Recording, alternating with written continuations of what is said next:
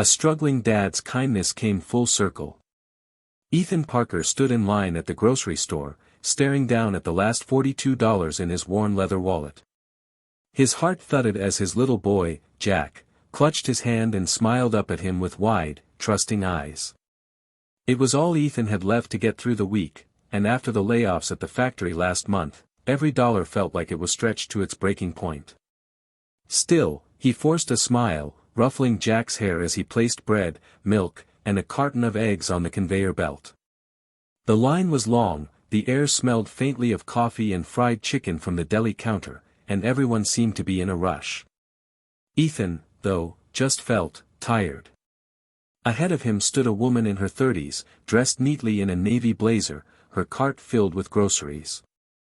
As the cashier rang her up, Ethan noticed her tense smile falter when she inserted her credit card. Declined. She tried another. Declined. The line shifted restlessly. Someone muttered, "Come on," under their breath. The woman's cheeks flushed crimson as she fumbled for another card, her hands shaking. I don't understand," she whispered to the cashier. "This one should work." Ethan felt something in his chest tighten. He'd been there himself, more times than he cared to remember. Those moments of helplessness stayed with you. He looked down at Jack, who was watching curiously, and something unspoken passed between them. Without thinking much longer, Ethan stepped forward. "Here," he said quietly, holding out his card. "Let me get it." The woman turned, startled. "Oh, no, that's not necessary." "It's okay," Ethan interrupted, offering her a warm, tired smile. "It happens to all of us. I've been there. Just, let me help." She hesitated, tears welling in her eyes, before finally nodding. "Thank you," she murmured, her voice cracking. The cashier finished bagging her groceries as Ethan paid. She turned to him, gripping his hand. "You have no idea how much this means to me," she said softly. Ethan just shrugged, trying to make light of it. "Pay it forward someday." The woman smiled through her tears, gathered her bags, and disappeared into the parking lot. Ethan paid for his own few groceries and walked Jack home, the weight of the gesture and his dwindling bank account both pressing on him. He didn't know how they'd make it through the month, but at least he'd taught his son something about kindness. That had to count for something. 2 weeks later, Ethan sat in the kitchen late at night, bills spread out before him, his head in his hands. He was down to his last few dollars and hadn't been able to find steady work since the factory closed. He barely noticed Jack's sleepy voice calling from the living room. "Daddy, there's someone at the door." Ethan frowned. "At this hour?"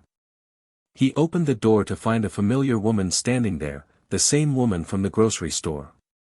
This time she wasn't in a blazer, but a soft sweater and jeans. And she was smiling. "Mr. Parker?" she asked. "It is Mr. Parker, right?" Yes," he said, confused. "Can I help you?" She took a deep breath. "You probably don't remember me. I'm the woman from the grocery store. You paid for my groceries when my cards didn't work." Recognition dawned, and he smiled faintly. "Oh. Yeah. Of course. Everything okay?" Her eyes sparkled as she extended her hand. "My name's Laura Bennett. I didn't get to tell you that before. I own a marketing firm downtown, and we just had a big position open up. Honestly, I was having one of the worst days of my life that morning, and your kindness turned it all around for me. When I told my team what happened, they all agreed, we need more people like you working with us. So, what do you say? Would you be interested in coming in for an interview?" Ethan stood there, stunned, as Jack peeked out from behind his leg, whispering, "Daddy, who is she?" He smiled down at his son, then back up at her. I'd love that," he finally said, his voice thick with emotion.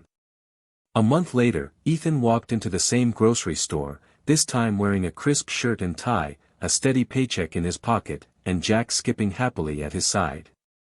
As they passed the checkout lanes, Ethan noticed another customer struggling at the register. Their card declined. Without hesitation, he stepped forward, hand already reaching for his wallet. Because sometimes, the smallest kindness can come full circle, and change a life. We all carry the power to make a difference in someone else's story. Even when you're struggling yourself, a single act of compassion might just come back to you in ways you'd never imagine.